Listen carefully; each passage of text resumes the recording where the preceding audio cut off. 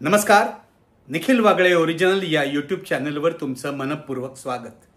मी अर्थातच निखिल वागळे. आज आपण बोलणार आहोत राष्ट्रीय स्वयंसेवक संघाच्या शताब्दीविषयी. तुम्हाला माहिती आहे, राष्ट्रीय स्वयंसेवक संघाचा शताब्दी सोहळा सध्या सर्वत्र साजरा होत आहे.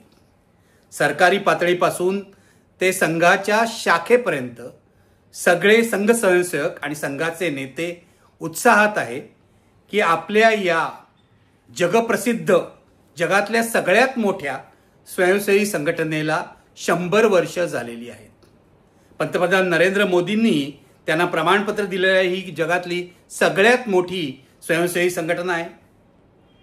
अर्थात राष्ट्रीय स्वयंसेवक संघ ही रजिस्टर संघटना नाही. राष्ट्रीय स्वयंसेवक संघाची कुठेही भारतामध्ये नोंदणी झालेली नाही.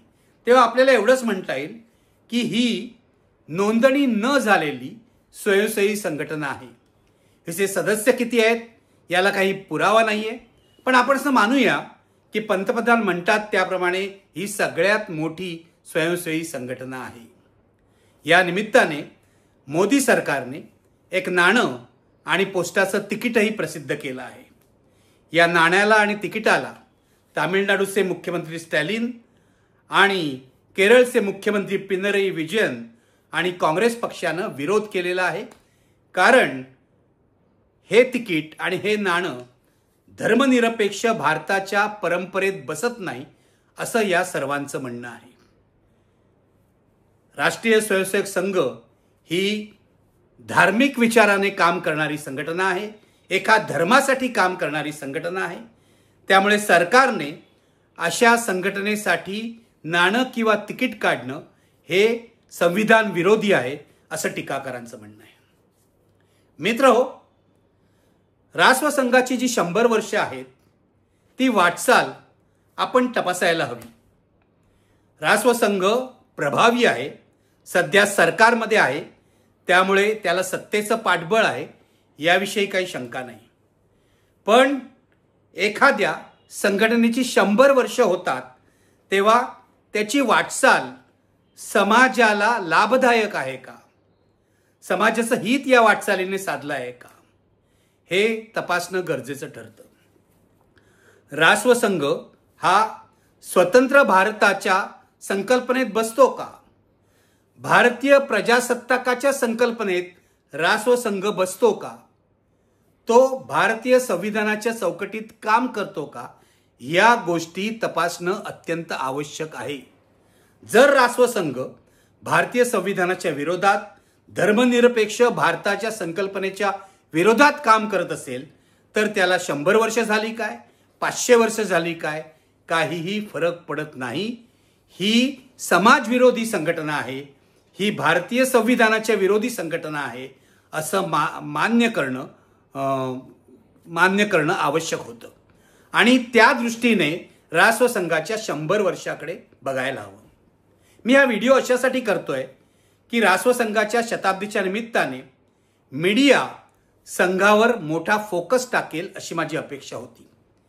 पण वृत्तपत्र असोत किंवा न्यूज चॅनल असोत, यापैकी बहुतेकांनी, काही सन्माननीय अपवाद वगळता बहुतेकांनी संघ नेत्यांचे, संघातल्या विचारवंतांचे, संघाचं समर्थन करणाऱ्या लेखकांचे गौरवपर लेख छापण्यातच आनंद मानला.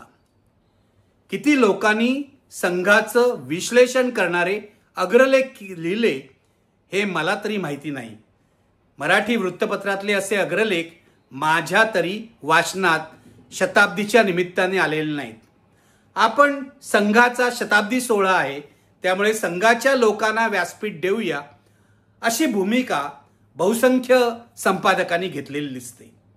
त्यामुळे अशा शताब्दी सोहळ्याचं विश्लेषण, या संघटनेचं विश्लेषण करणं हे आवश्यक ठरतं.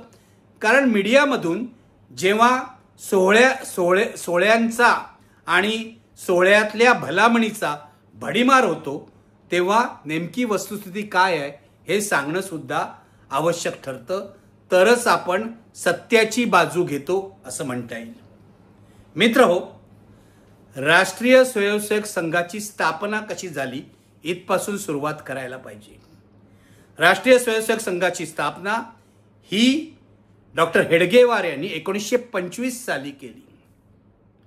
राष्ट्रीय स्वयंसेवक संघाचा विचार हा भारतीय प्रजासत्ताकाच्या विचाराबरोबर जाणारा विचार नाही, हा हिंदू राष्ट्राचा विचार आहे, हा हिंदू धर्मावर आधारित राज्याचा विचार आहे.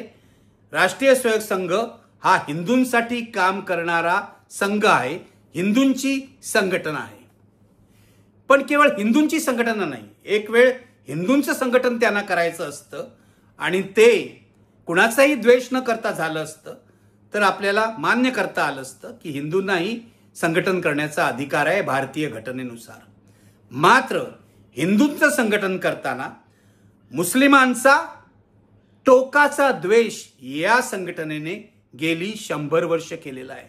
किंबहुना मुसलमानांविषयी अफवा पसरवून, मुसलमानांविषयी खोट्या बातम्या पसरवून हिंदूंच्या मनामध्ये असुरक्षितता निर्माण करण्याचा प्रयत्न या संघटनेने पद्धतशीरपणे आणि वेगवेगळ्या मार्गाने केलेला आहे. मी मगाशी म्हटल्याप्रमाणे डॉक्टर हेडगेवारांनी 1925ला या संघटनेची स्थापना केली. लक्षात घ्या, 1925 हेच ते वर्ष आहे जेव्हा मुस्लिम लीगचीही स्थापना झाली. म्हणजे एका बाजूला मुस्लिम लीगची स्थापना होत होती आणि दुसऱ्या बाजूला राष्ट्रीय स्वयंसेवक संघाची स्थापना होत होती. हे आपल्याला विसरता येणार नाही. राष्ट्रीय स्वयंसेवक संघाचा विचार काय आहे लक्षात घ्या. गोळवळकर वगळता, गुरु गोळवळकर वगळता एकाही सरसंघचालकाने राष्ट्रीय स्वयंसेवक संघाच्या वैचारिक भूमिकेविषयी सविस्तर लिहिलेलं नाही. सरसंघचालकांनी वेळोवेळी भाषणं केलेली आहेत, वेळोवेळी आपली मतं मांडलेली आहेत. बदलत्या परिस्थितीनुसार ही मतं बदललेली आहेत. अनेकदा त्यांच्यावर संधिसाधूपणाचा आरोप झालेला आहे. पण गोळवळकर गुरुजींचं बंच ऑफ थॉट्स किंवा ही जी पुस्तकं आहेत यामध्ये राष्ट्रीय स्वयंसेवक संघाची मूळ भूमिका येते.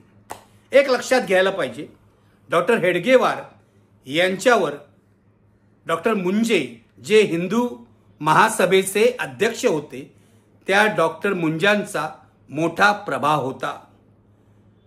डॉक्टर मुंजे हे हेडगेवारांचे गुरु होते असं म्हणता येईल. डॉक्टर मुंजे मुसोलिनीच्या प्रभावाखाली होते, मुसोलिनीच्या फॅसिस्ट पार्टीच्या प्रभावाखाली होते. म्हणून मुसोलिनीची भेट घ्यायला ते थेट इटलीमध्ये गेले होते.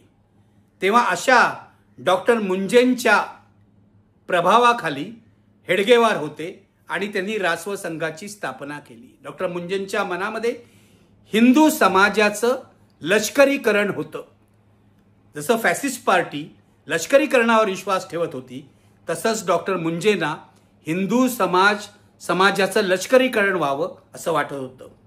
आज संघापुढे जे मॉडेल आहे ते नेमकं हेच फॅसिस्ट मॉडेल आहे जे डॉक्टर मुंजेंनी इटलीतल्या मुसोलिनीच्या पार्टीकडून भारतात आणलेलं आहे आणि जे डॉक्टर हेडगेवारांनी आणि नंतर गोळवळकरांनी जसंच्या तसं स्वीकारलेलं आहे.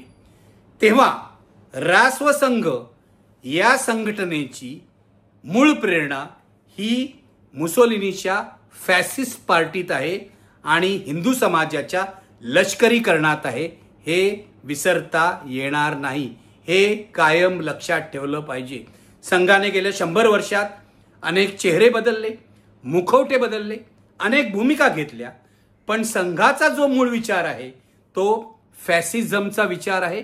डॉक्टर मुंजेंनी हेडगेवारांकडे दिला आणि गोळवळकरांनी पुढे चालवला, हे आपल्याला विसरता येणार नाही. डॉक्टर गोळवळकरांनी बंच ऑफ थॉट्समध्ये आणि व्ही मध्ये सविस्तरपणे लिहिलेलं आहे.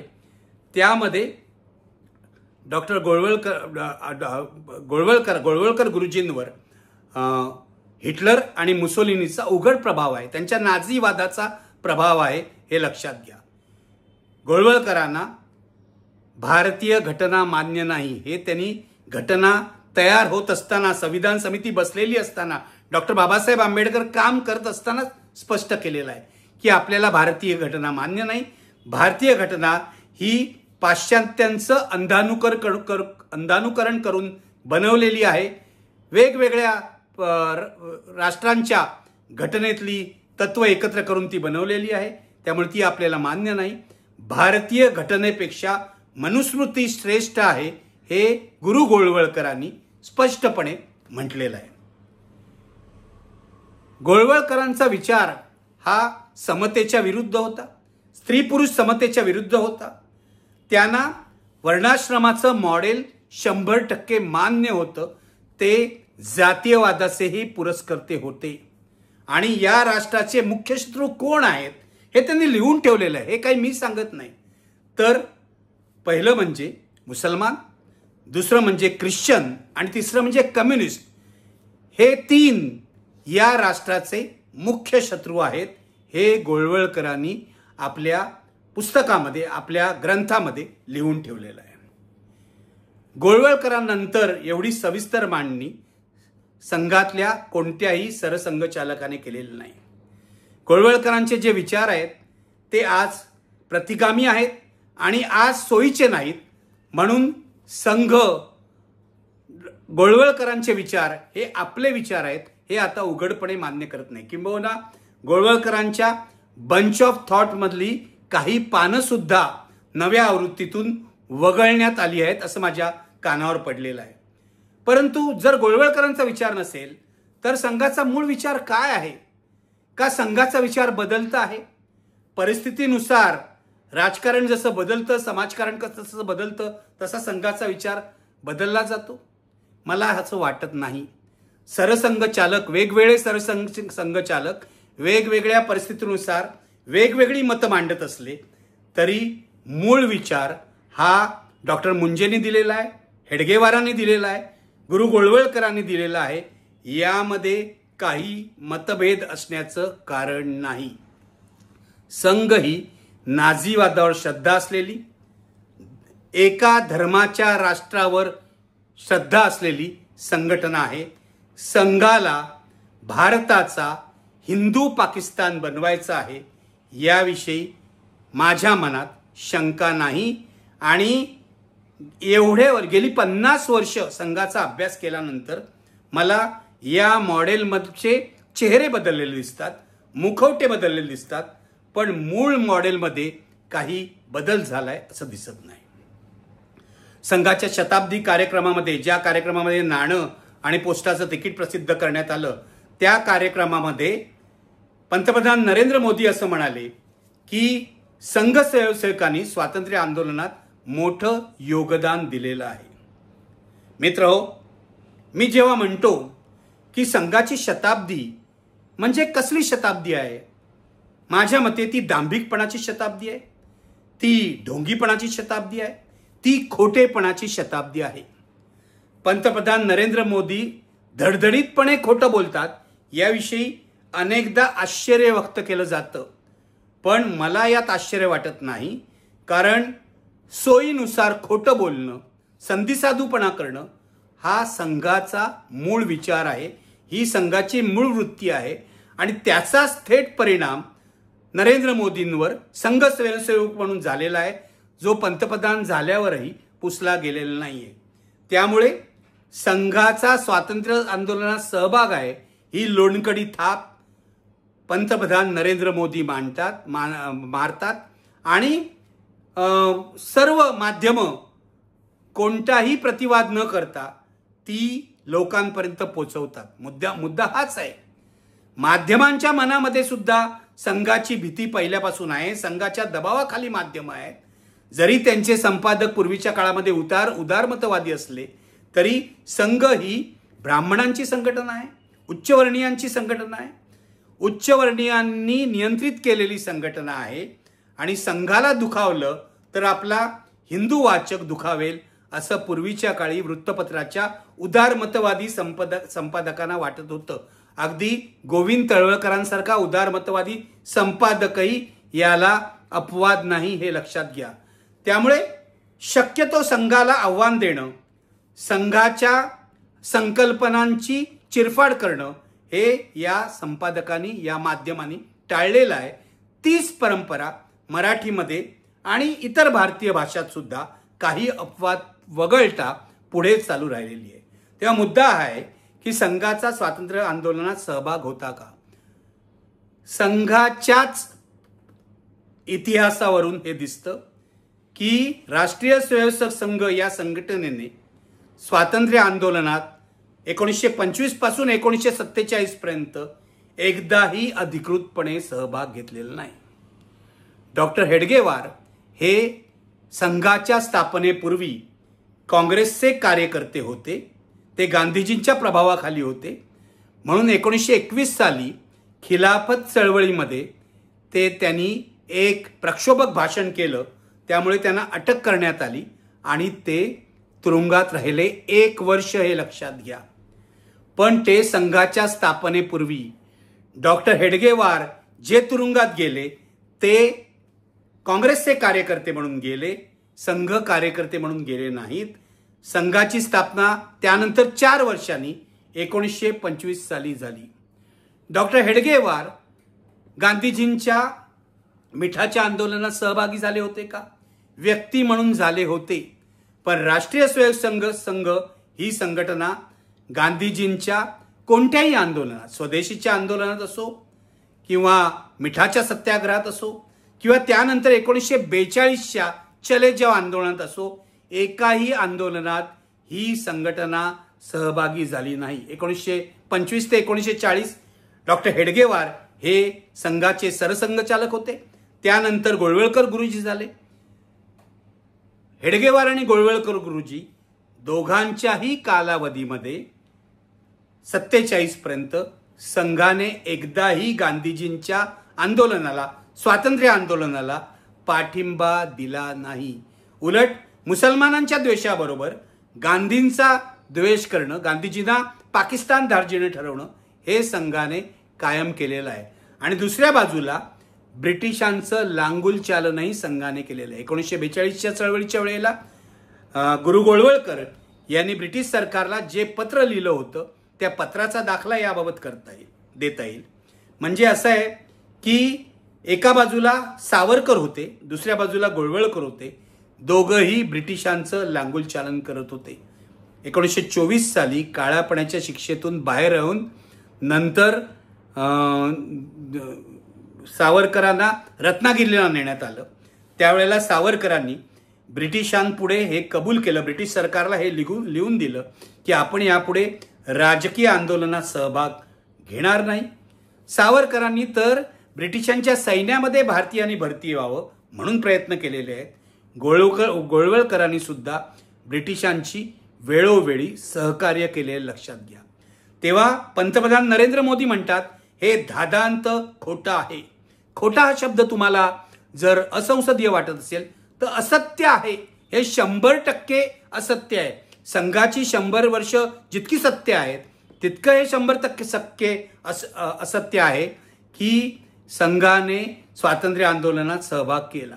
चिमूरच्या उठावाचं उदाहरण दिलं जातं संघाकडून की चिमूरच्या उठावात आमचे स्वयंसेवक होते। स्वयंसेवक असतील पण ते व्यक्तिशः होते। संघ संघटना म्हणून कधीही स्वातंत्र्य आंदोलनातल्या कुठल्याही लढ्यात सहभागी झाला नाही, हे सत्य आहे। आणि मित्र, मी तुम्हाला आवाहन करतो की संघाविषयी जे लिहिलं गेलेलं आहे टीकात्मक, फक्त संघवाल्यांचं वाचू नका, कारण ते खोटं लिहितात। मी तुम्हाला सांगतो, आता जे लेख प्रसिद्ध झालेले आहेत संघ आणि गांधी, संघ आणि आंबेडकर, यामध्ये सुद्धा अनेक खोटी विधानं करण्यात आलेली आहेत। पण संघाविषयीचं सर्व लिखाण वाचा आणि तुमचा निष्कर्ष तुम्ही काढा, संघ स्वातंत्र्य आंदोलनात सहभागी होता का? ज्या संघटनेला हिंदू बहुल राष्ट्राच्या स्वातंत्र्य आंदोलनात सहभागी व्हावं असं वाटत नाही, ही संघटना राष्ट्रकार्य काय करणार? संघातर्फे दावे केले जातात की आम्ही राष्ट्र उभारणीचं काम करतो, आम्ही चारित्र्य संवर्धनाचं काम करतो। ही राष्ट्र उभारणी काय आहे? कधी केली संघाने? चारित्र्य संवर्धनाचं काम संघाचं काय आहे हे कळलं। संघाच्या ज्या कवायती झाल्या शताब्दीच्या निमित्ताने, लाठ्या वगैरे घेऊन आणि शस्त्रपूजन झालं, या कवायतींवर फुलं बरसवण्यासाठी कोण होते? ज्यांच्यावर भाजपने भ्रष्टाचाराचे आरोप केले ते अशोक चव्हाण यांच्यासारखे राजकारणी या कवायतींवर फुलं बरसवत होते. एकनाथ शिंदेनी जेव्हा महाराष्ट्रामध्ये शिवसेना फोडली, बंड केलं, गद्दारीचा आरोप झाला, या संपूर्ण राजकीय उलथापालथीमध्ये संघाने कोणतीही भूमिका घेतली नाही.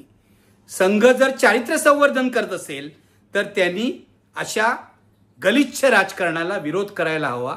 पण संघाचे सरसंघचालक मोहन भागवत यांनी महाराष्ट्रातल्या घडामोडींवर आपलं मत व्यक्त केलं असं दिसत नाही. याचं कारण असं आहे की कोणत्याही परिस्थितीत सत्ता मिळवा, त्यासाठी कोणत्याही तडजोडी करा, त्यासाठी कोणतंही कारस्थान करा, कधीही संधी साधूपणा करा, सोडू नका संधी, हा संघाचा विचार आहे. त्यामुळे चारित्र्य संवर्धनाचा संघाचा तो दावा आहे तो फोल ठरलेला आहे. राष्ट्र उभारणीचा दावा आहे तो तपासायला हवा. पण माझ्या मते संघाने कोणती राष्ट्र उभारणी केली हे हा संशोधनाचा विषय आहे. लक्षात घ्या, एवढ्या 100 वर्षामध्ये आजवर राष्ट्रीय स्वयंसेवक संघाला एकही रोल मॉडेल म्हणता येईल, आदर्श म्हणता येईल असा नेता देता आला नाही. विचारा स्वयंसेवकांना, राष्ट्रीय पातळीवरचा एक नेता सांगा जो आदर्श आहे देशासाठी. महात्मा गांधींसारखा आदर्श आहे, डॉक्टर बाबासाहेब आंबेडकरांसारखा आदर्श आहे, महात्मा फुलेंसारखा आदर्श आहे, सुभाषचंद्र बोसांसारखा आदर्श आहे, भगतसिंगासारखा आदर्श आहे, असा एकही नेता संघाला गेल्या 100 वर्षात देता आला नाही.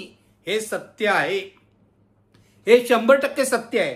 म्हणूनच वल्लभभाई पटेल असो, जे वल्लभभाई पटेल गृहमंत्री म्हणून संघाचे प्रखर टीकाकार होते, किंवा सुभाषचंद्र बोस असो, किंवा भगतसिंग असो, किंवा महात्मा गांधी असो, किंवा डॉक्टर आंबेडकर असो, या सर्वांना हायजॅक करण्याचा प्रयत्न रासव संघाने चालवलेला आहे. हे आपल्याला विसरता येणार नाही. संघाकडे स्वतःचा एकही नेता नाही. संघ संघटना 100 वर्ष चालली असेल, पण 100 वर्षात आदर्शवत वाटावा असा एकही नेता संघाने निर्माण केला नाही. हे सत्य आहे. म्हणून आज 100 वर्ष होत आहेत तेव्हा संघाच्या समर्थकांना लेख लिहावे लागत आहेत की संघ आणि महात्मा गांधींचे संबंध काय होते, संघ आणि बाबासाहेब आंबेडकरांचे संबंध काय होते. लक्षात घ्या, या सगळ्यांची नावं संघवाले आज घेतात आणि सांगतात की नाही नाही हे आम्हाला प्रातस्मरणीय आहे, गांधीजी आम्हाला प्रातस्मरणीय आहे. संघ ही हुकुमशाही संघटना आहे, संघ ही धर्मांध संघटना आहे, हे महात्मा गांधींचं मत होतं. प्यारेलाल महात्मा गांधींचे सेक्रेटरी होते. यांनी महात्मा गांधींच्या शेवटच्या दिवसांवर एक पुस्तक लिहिलेलं आहे. या पुस्तकामध्ये 1947 सालचा दिल्लीच्या दंगलीच्या वेळचा एक प्रसंग आहे, जेव्हा गुरु गोळवळकर महात्मा गांधींना भेटायला गेले होते. दिल्लीतल्या दंगलीला, फाळणीनंतरच्या दंगलीला संघाचा आशीर्वाद आहे. संघ स्वयंसेवक या दंगलीत सहभागी झालेले आहेत आणि देशभरच्या अनेक दंगलीमध्ये संघ स्वयंसेवक सहभागी झाले आहेत असा आरोप तेव्हा होत होता. महात्मा गांधींनी गुरु गोळवळकरांना सांगितलं की तुम्ही एक पत्रक काढा आणि या आरोपांचा इन्कार करा की आमचा यात सहभाग नाही. महात्मा गांधी हे सौजन्य मूर्ती होते, त्यामुळे त्यांनी गुरु गोळवळकरांना कडक शब्दात काही सुनावलं नाही, पण तुमचा प्रामाणिकपणा सिद्ध करण्यासाठी ही संधी आहे असं सुचवलं आणि तुम्ही पत्रक काढा आणि आपला या दंगलीमध्ये सहभाग नाही असं स्पष्ट करा असं सांगितलं.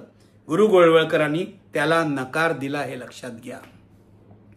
महात्मा गांधींच्या जवळ असलेला एक काँग्रेसचा नेता म्हणाला की फाळणीनंतर जे निर्वासित येत आहेत त्यामध्ये संघ कार्यकर्ते चांगलं काम करतायत, मेहनत करतायत, कमिटेड आहेत. महात्मा गांधी त्याला उत्तर देताना म्हणाले की हिटलर आणि मुसोलिनीचे अनुयायी सुद्धा असेच कमिटेड होते आणि मेहनती सुद्धा होते. लक्षात घ्या, संघ ही हुकुमशाही प्रवृत्तीची संघटना आहे याविषयी महात्मा गांधींच्या मनामध्ये कोणतीही शंका नव्हती. त्यामुळे आज संघवाले लेख लिहून महात्मा गांधी आणि संघाचे किती सौहार्दपूर्ण संबंध होते हे सांगायचा प्रयत्न करतायत, हे खोटं आहे. महात्मा गांधी सर्वांची सौजन्याने वागत होते. त्यांनी संघाला कधीही सर्टिफिकेट प्रमाणपत्र दिलेलं नाही. तोच प्रकार डॉक्टर आंबेडकरांबाबत. डॉक्टर आंबेडकरांनी संघाला विषवल्ली म्हटलेलं आहे, लक्षात घ्या. डॉक्टर आंबेडकरांनी हिंदू राष्ट्राला प्रखरपणे विरोध केलेला आहे, हेही लक्षात घ्या आपल्या लिखाणामधून. Hindu code bill doctor Ambedkar आणत होते तेव्हा पंडित नेहरूंबरोबर डॉक्टर आंबेडकरांचे पुतळे सुद्धा संघवाल्यांनी जाळलेले आहेत आणि डॉक्टर आंबेडकरांना अतिशय घाणेरड्या पद्धतीची लाखोली वाहिलेली आहे, लक्षात घ्या. त्यामुळे संघवाले ज्या कंड्या पिकवतात की डॉक्टर आंबेडकर कराडच्या शाखेवर गेले वगैरे, याला काही पुरावा नाही. डॉक्टर आंबेडकरांनी संघाचं कधीही समर्थन केलं नाही. संघ ही धर्मांध संघटना आहे हे डॉक्टर आंबेडकरांना मान्य होतं. आज केवळ दलितांना आकर्षित करण्यासाठी संघवाले डॉक्टर आंबेडकरांचा आधार घेत आहेत. संघाची विचारसरणी आणि डॉक्टर आंबेडकरांनी जो बौद्ध धर्म स्वीकारला त्याची विचारसरणी एक नाही, हे लक्षात घ्या. डॉक्टर आंबेडकरांचं संपूर्ण लिखाण त्यांनी स्पष्टपणे म्हटलंय की हिंदू राष्ट्राचं समर्थन करणाऱ्या संघटनेशी मी समझोता करणार नाही. आज काही तर्क काढून महात्मा गांधी आणि डॉक्टर आंबेडकर संघाच्या जवळचे होते असं दाखवण्याचा संघाचा प्रयत्न आहे. याचं कारण आंबेडकर आणि गांधी शिवाय हा देश पुढे जाऊ शकत नाही हे संघाला उमगलं आहे. तोच प्रकार भगतसिंग बाबत. भगतसिंग तर कम्युनिस्ट विचारांचे होते, सुभाषचंद्र बोस डाव्या विचारांचे होते, लक्षात घ्या. आणि वल्लभभाई पटेल ज्यांचा एवढा मोठा पुतळा मोदींनी उभारला ते गांधीवादी होते आणि संघावर त्यांनी प्रखर टीका केलेली आहे, हे विसरता येणार नाही.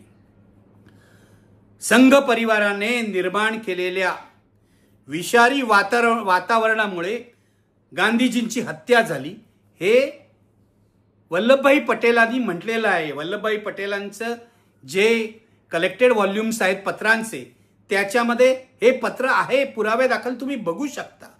तेव्हा आज संघवाले जरी गांधी, आंबेडकर, पटेल, सुभाषचंद्र बोस, भगतसिंग यांना हायजॅक करत असले तरी यापैकी एकही नेता, एकही आदर्श हा संघाच्या जवळचा नाही.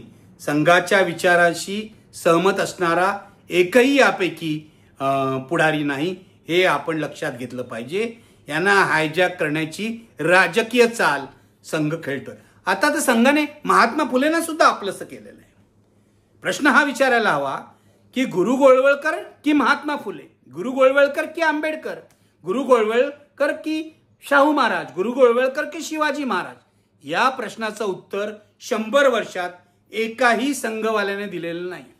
तुम्ही एका बाजूला गुरु गोळवळकरांना स्वीकारताय, दुसऱ्या बाजूला महात्मा फुले आणि आंबेडकरांना स्वीकारताय. याला दांभिकपणा म्हणतात, याला ढोंगीपणा म्हणतात, याला खोटेपणा म्हणतात. हे होणार नाही, हे लक्षात घ्या. स्वातंत्र्यानंतर महात्मा गांधींची हत्या झाली.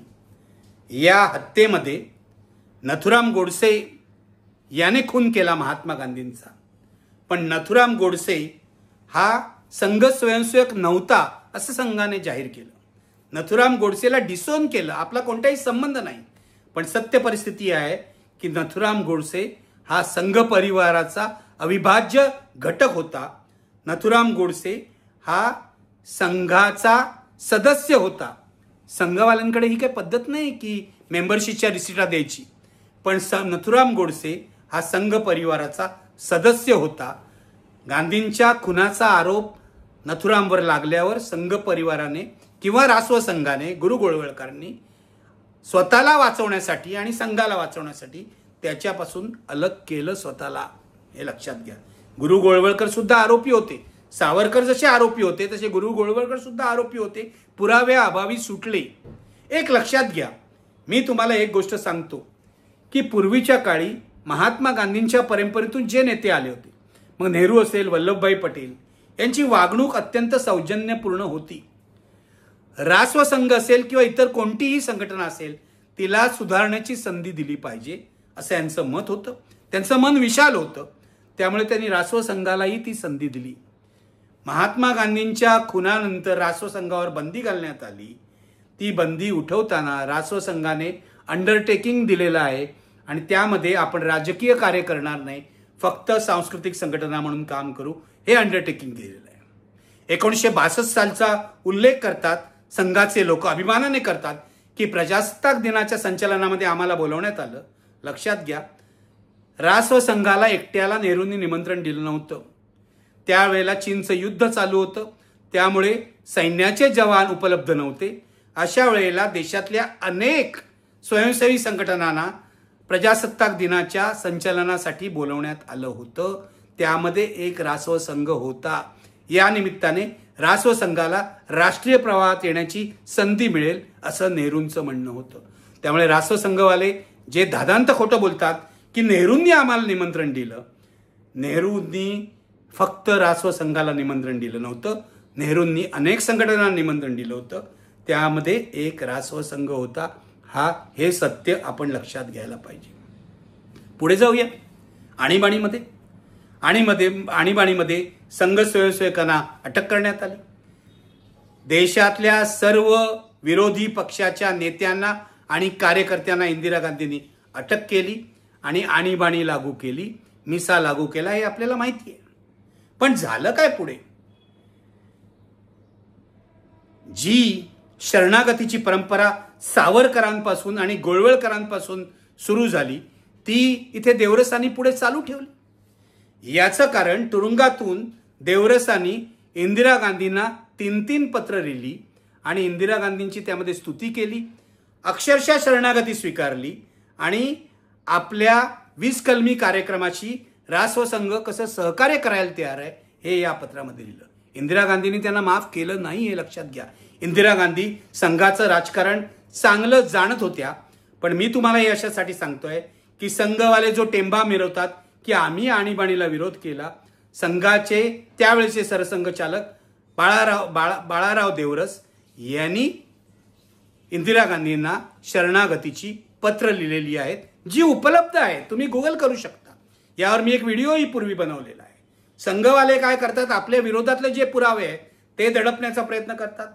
यूट्यूबवर यांच्या विरोधामध्ये जे येईल त्याविरुद्ध यूट्यूबकडे जाऊन तक्रार करतात, मग हे व्हिडिओ डिलीट केले जातात वगैरे वगैरे.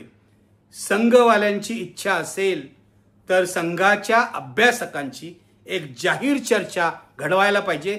संघाच्या शताब्दी निमित्त खरं काय खोटं काय याचा फैसला होऊन जाऊन द्या.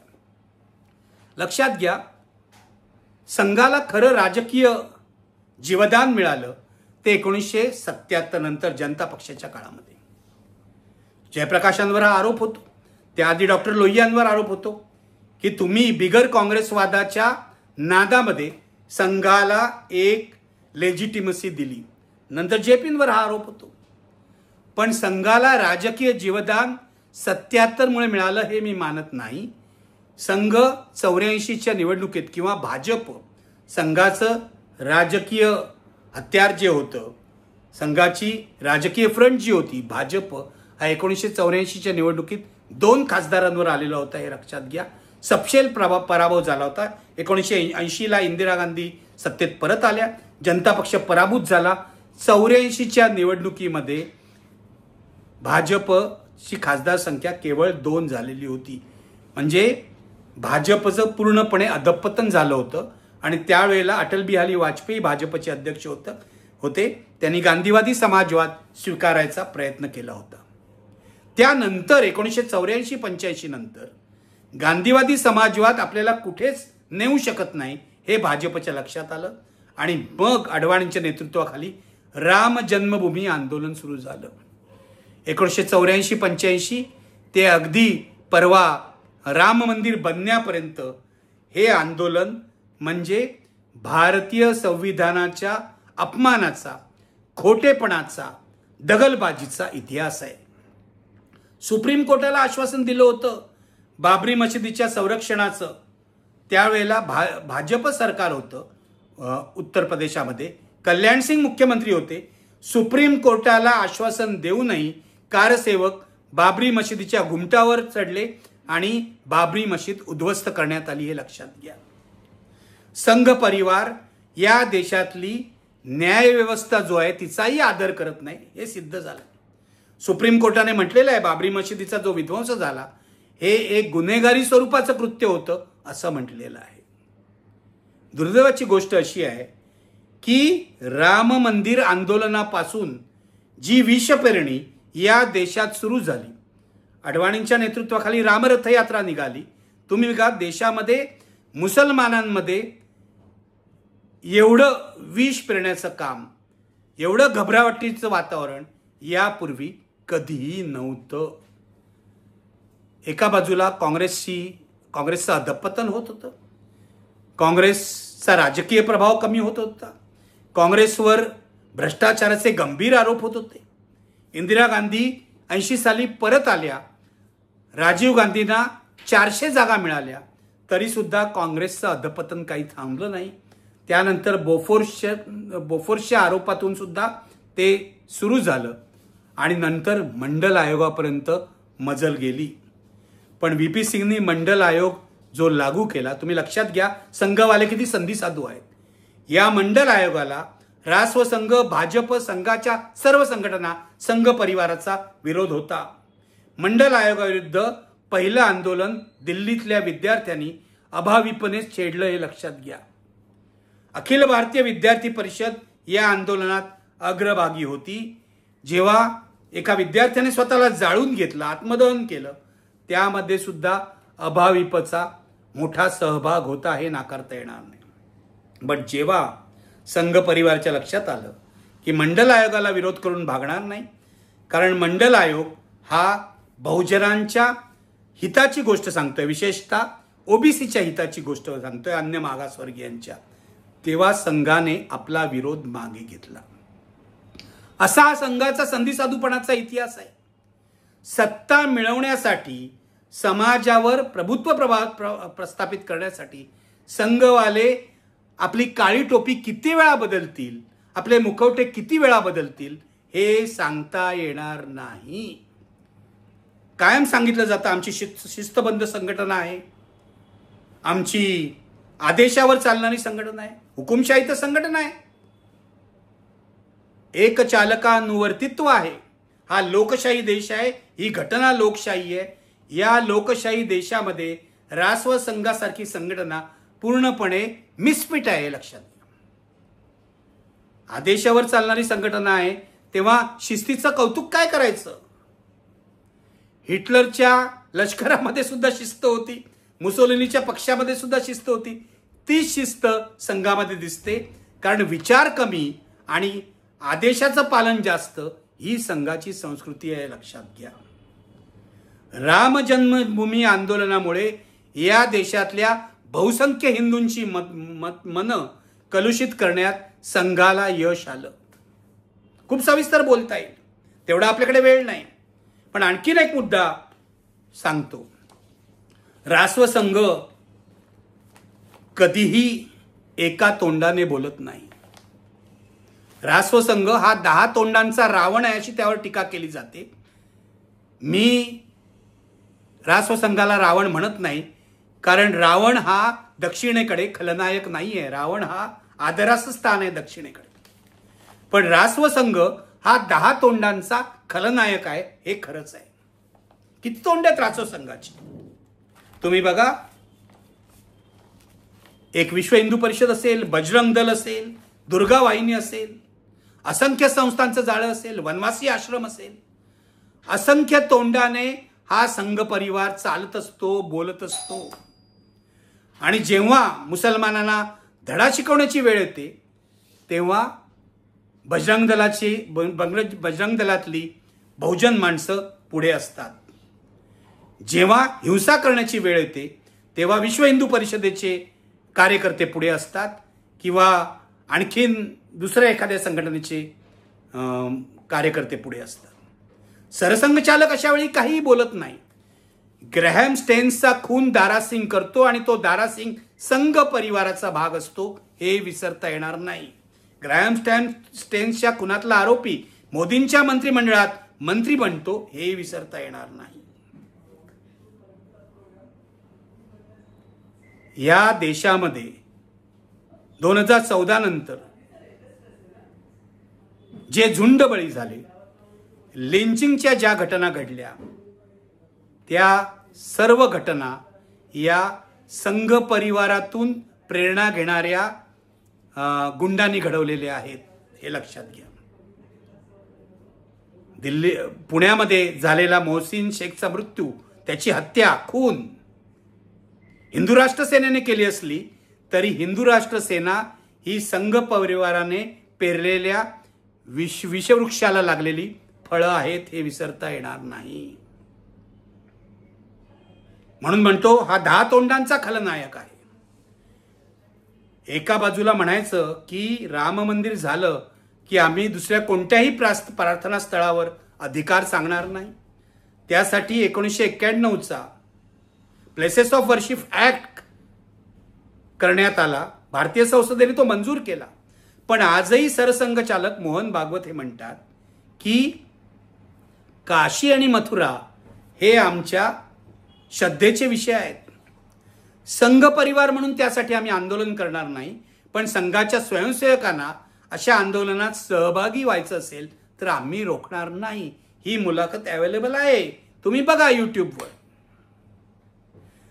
संधिसाधूपणा जो आहे, संघा इतका संधिसाधूपणा भारतातल्या कोणत्याही दुसऱ्या राजकीय सामाजिक संघटनेने दाखवलेला नाहीये. त्यामुळे बाबासाहेब आंबेडकर जे म्हणत होते संघ ही विषवल्ली आहे, हे 100% खरं आहे. 100% खरं आहे.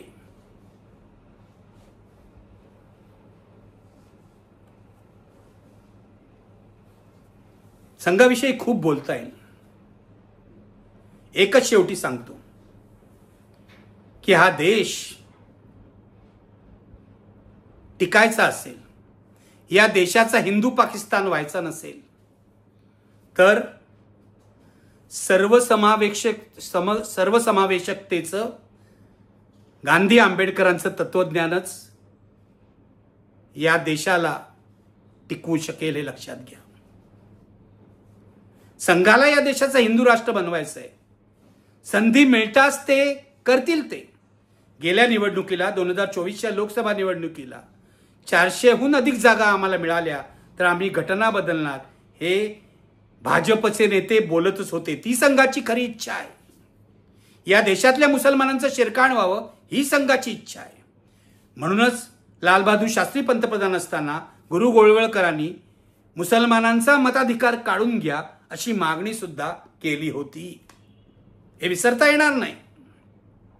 संघाचा पहिला शत्रू हा मुसलमान आहे. मोहन भागवत मधून म्हणतात मुसलमान इथे राहणार आहेत, त्यांना सामावून घ्यायला हवं. पण तो त्यांचा मुखवटा आहे, ती त्यांची खरी भूमिका आहे असं मानायला जागा नाही. मोहन भागवतांची विधानं बघा. झुंडबळी झाले, लिंचिंग झालं तेव्हाची विधानं बघा.